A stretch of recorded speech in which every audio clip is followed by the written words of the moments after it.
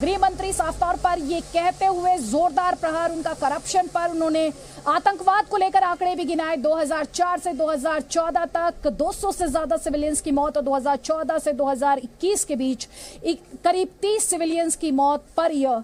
ये बताने के लिए उन्होंने कहा कि आतंकवाद में जाहिर तौर पर कमी आई है, लेकिन सियासत नकारात्मक है।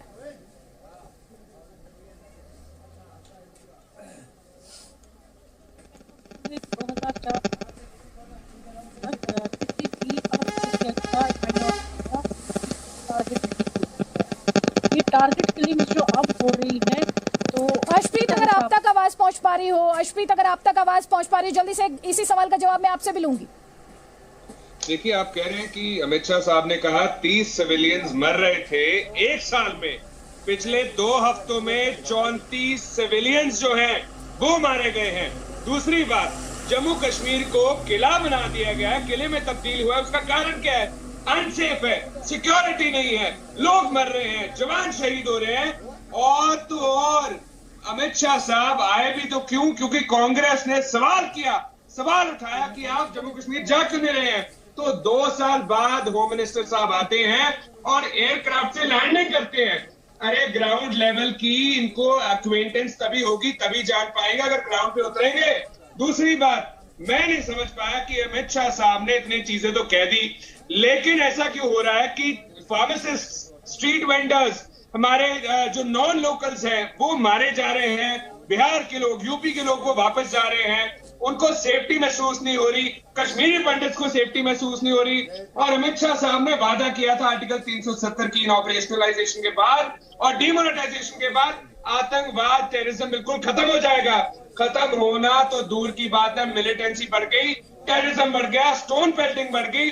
और ये जो स्टोन इन्होंने आज फाउंडेशन स्टोन रखा है, अरे साहब वहां पे शटडाउन्स रहते हैं। स्कूल में 40 वर्किंग डेज होते हैं, एक साल में 40 दिन लगता है सिर्फ। और ऐसे फाउंडेशन स्टोन लगा करके आप क्यों लोगों को गुमराह करने की कोशिश कर रहे हैं? जो पहले वाले कॉलेजेस हैं वहीं पे इम्प्लीमेंटेशन ठीक से कर लीजिए। मैं बस एक चीज पूछना चाहता हूँ, अब आपने अपना नैरेटिव रख दिया यहाँ पर, आपने अपना नैरेटिव रख दिया है यहाँ पर। 2004 से 2014 के बीच कितने सिविलियंस मारे गए पर ईयर, वो डेटा मैं आपसे पूछूंगी, वापस आऊंगी। कांग्रेस पार्टी ने कहा तो वो यहाँ आए हैं, तो थोड़ा सा आपको फैक्चुअली दुरुस्त कर देती हूँ। अमित शाह सिक्योरिटी सिचुएशन को देखते हुए यहाँ नहीं आए हैं। गृह मंत्री अमित शाह का यहाँ आने का कार्यक्रम आउटरीच प्रोग्राम, जिसके तहत 70 मंत्रियों को जम्मू कश्मीर आना था, ये उसी के तहत तय हो चुका था। सिक्योरिटी के हालात इस तरह के हुए तो इसलिए सिक्योरिटी के हालात इस तरह के हुए तो इस दौरे ने और ज्यादा सिग्निफिकेंस एज्यूम कर ली। ठीक है सर, तो फैक्चुअली इनकरेक्ट बात मत कीजिए, क्रेडिट मत लीजिए उन बातों के लिए जिनके लिए कोई क्रेडिट है ही नहीं। गृह मंत्री अमित शाह को आना था आउटरीच प्रोग्राम के तहत, लेकिन हाल फिलहाल में जिस तरह के हालात हुए हैं इस दौरे ने और ज्यादा सिग्निफिकेंस और अहमियत अज्यूम कर लिया। So let's stick to the facts, don't try to take credit for anything that does not exist. Nilofer Masood, अगर आप तक आवाज पहुंच पा रही हो, परिवारवाद, करप्शन, सत्ता पर कुछ परिवारों का कब्जा, उस पर आपका जवाब। एक बार में एक ही गेस्ट की आवाज मुझे दें प्लीज, थैंक यू।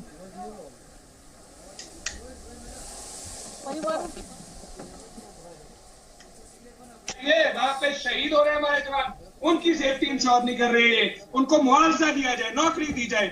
मैं एक चीज पूछना चाहता हूँ, 2 साल बाद क्यों आए? आपने मेक श्योर नहीं कर रहा था आफ्टर इन ऑपरेशन की ग्राउंड लेवल पे इम्प्लीमेंटेशन हो?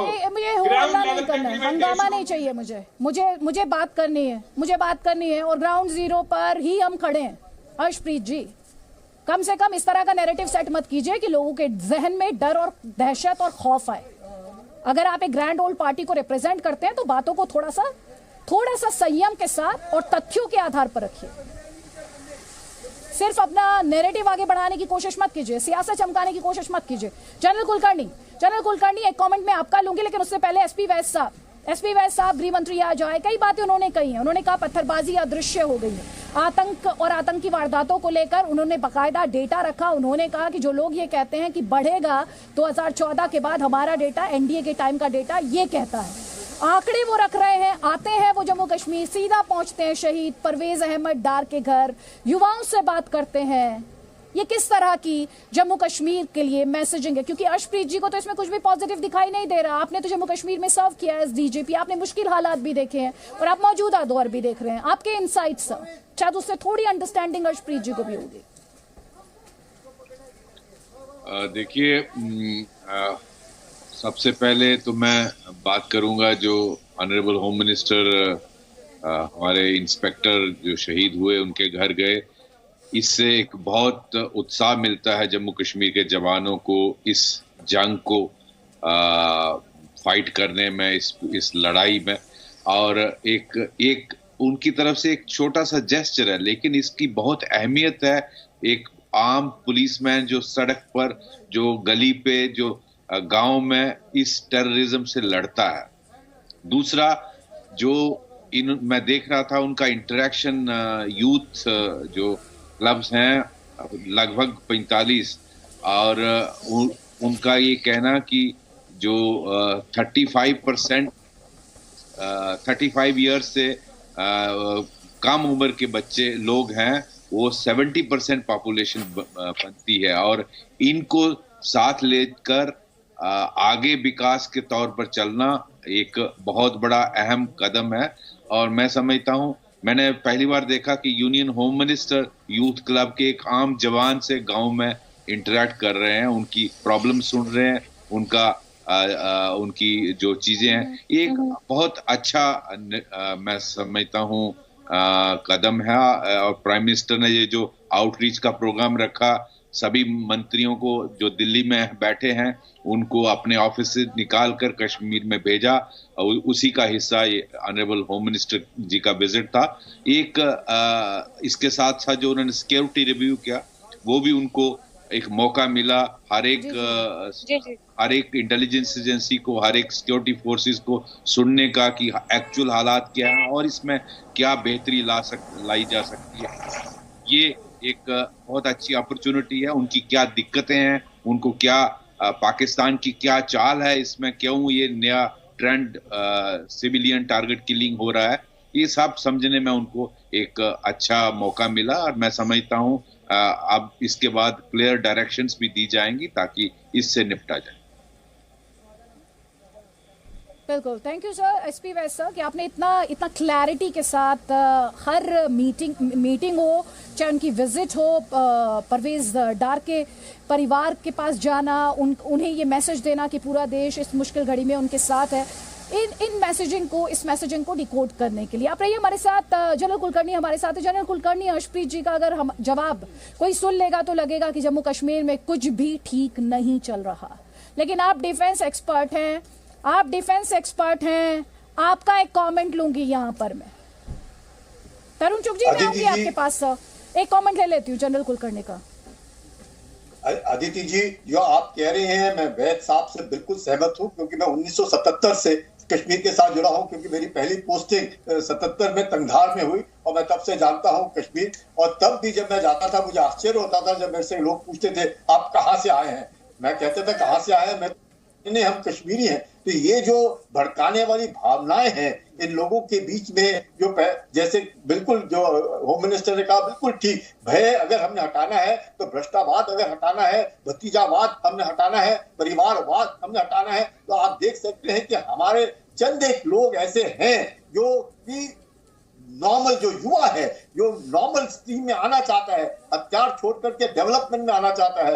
अगर यूएई से हमें इन्वेस्टमेंट चाहिए तो शांति चाहिए, शांति होगी इन्वेस्टमेंट होगा, सबका विकास होगा, लोग खुश रहेंगे। और ये जो भावनाएं भड़काने वाले जो लोग हैं, ये बहुत चंद थोड़े लोग हैं, पर इनको अगर हराना है तो आवाम ने मिल करके इन लोगों को अपनी जगह दिखानी है। क्योंकि मैं जानता हूं अगर कोई इनमें से ये कह सकता है, लोगों को भड़काने वाली जो बातें करते हैं, युवाओं से मिलना, जैसे होम मिनिस्टर कह रहे थे तकरीबन 40 to 100 यूथ क्लब जो रूरल एरियाज में है उनके साथ बातचीत करना, क्योंकि बार बार ये जब जाते हैं और अपने समूह में जाकर के मिलते हैं और अपने बातचीत करते हैं, लेट मी टेल यू, ठीक है सर, आप कह रहे भड़काने वाले अभी हमने इस डिस्कशन में ही सुना, अभी तो अर्शप्रीत क्या बोल रहे थे। तरुण चुग जी हमारे साथ है। तरुण चुग जी, अभी अर्शप्रीत जी ये कह रहे थे कि 30 से ज्यादा लोग तो अभी तक इस साल में उनकी मौत हो चुकी है। आतंक को लेकर आपके जो दावे हैं वो गलत हैं, आतंकी हमलों को लेकर आपके दावे गलत हैं, पीस के दावे आपके, शांति के दावे अलग हैं। और तो गृह मंत्री तो कांग्रेस पार्टी ने दबाव बनाया तब तो जम्मू कश्मीर आए हैं,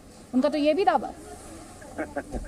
उनका ख्याल अच्छा है, लेकिन धरातल पर ऐसा नहीं है। धरातल पर जो 5 अगस्त 2019 के बाद का वातावरण है उसका एक प्रत्यक्ष प्रमाण है कि वहाँ लोकतंत्र की जीत हुई है।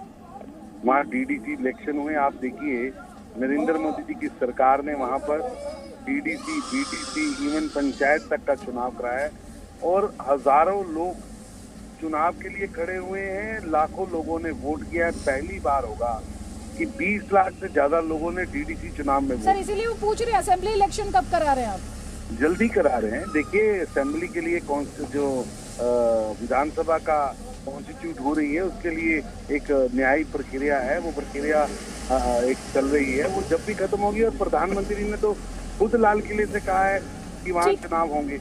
लेकिन मैं ये कहना चाहता हूँ, आज शांति का माहौल, आज तरुण चुग जी आप रहिए हमारे साथ। Farmer deputy CM Nirmal Singh है जम्मू कश्मीर के। निर्मल सिंह जी, महबूबा मुफ्ती कह रही हैं कि नॉर्मलसी, एक्रोबैटिक्स किस लिए? सच्चाई से दूर है बीजेपी। देखिए, महबूबा जी क्योंकि वो डेस्परेट हैं, वो अपना आधार खो चुकी हैं। जो सारी उम्र उन्होंने नेशनल कॉन्फ्रेंस में पीडीपी ने जो फैलाया कश्मीर में 370 को लेके 35A को लेके गुमराह किया, आज कश्मीर के लोग उसको पहचान रहे हैं। तो यही कारण है कि वो अपना आधार खो चुकी हैं। उस कारण से बुखलाए हुए इस प्रकार की बात कह रही हैं।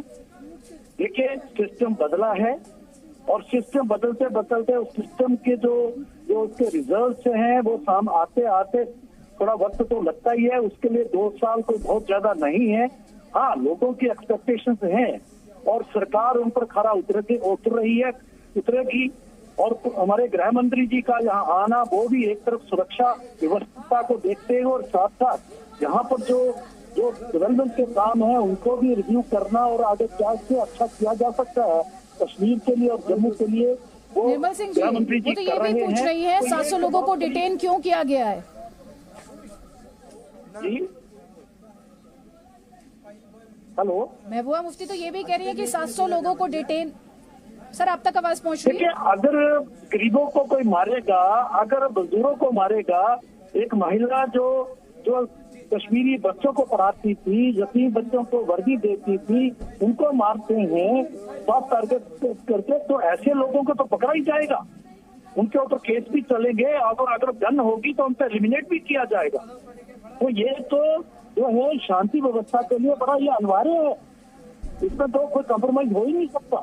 कि आपको किसने हक दिया कि आप ऐसे लोगों की मदद करो, ऐसे लोगों को जो है सपोर्ट करो जो कि यहाँ पर जो है इस प्रकार की उन्होंने अफरा तफरी मचाई हुई है। गरीब लोगों को मारे, चाहे वो कश्मीरी है, चाहे वो बाहर का है, चाहे हिंदू है, मुसलमान है, सिख है, जो आपके आड़े आता है, जो आपकी बात को नहीं मानता, उसको मार रहे हो।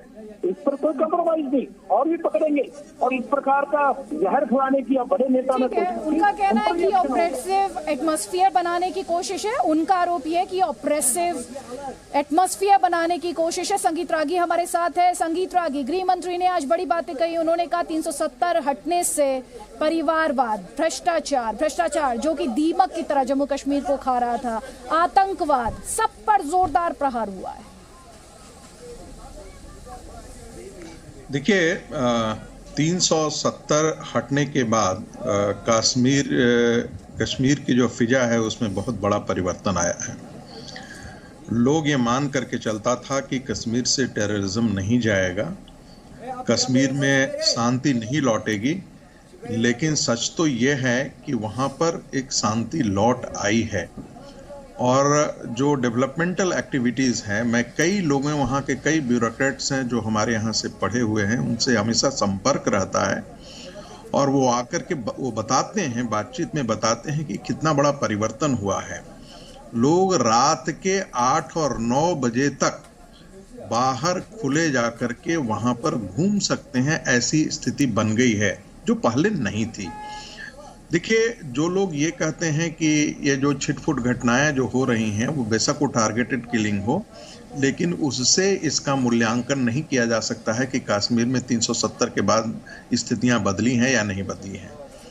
ऐसी चीजें आप देखेंगे कि कोई यदि कहीं पर भी कोई अकेला मिल रहा है और उसको मार दे रहा है, तो यह सिर्फ ये इस बात का परिचायक है कि वो बताना चाहते हैं कि हम अभी भी हैं।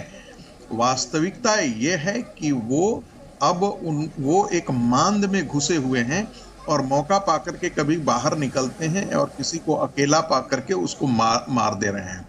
तो ये अंतर आया है। जब आप 90 से इसकी तुलना करें, जो विरोधी है, जो एडमिनिस्ट्रेशन के विरोधी है, वो साफ तौर पर दो बातें कहते हैं। 370 हटाया गया तो ये वादा किया गया था कि आतंकवाद खत्म हो जाएगा, और सर दूसरी बात, जान की रक्षा करना, जान माल की रक्षा करना तो एडमिनिस्ट्रेशन की जिम्मेदारी है सर।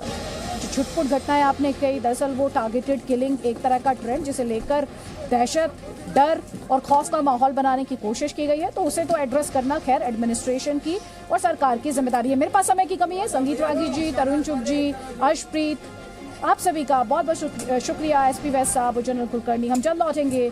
ये बड़ी कवरेज जम्मू कश्मीर के दौरे पर गृह मंत्री 370 हटने के बाद उनका पहला दौरा, बहुत अहम ये दौरा, और इसीलिए जी न्यूज ग्राउंड जीरो पर मौजूद हर अपडेट आप तक पहुंचाने के लिए आप रहिए हमारे साथ। Presenting B News app available on Google Play and App Store. Download it now.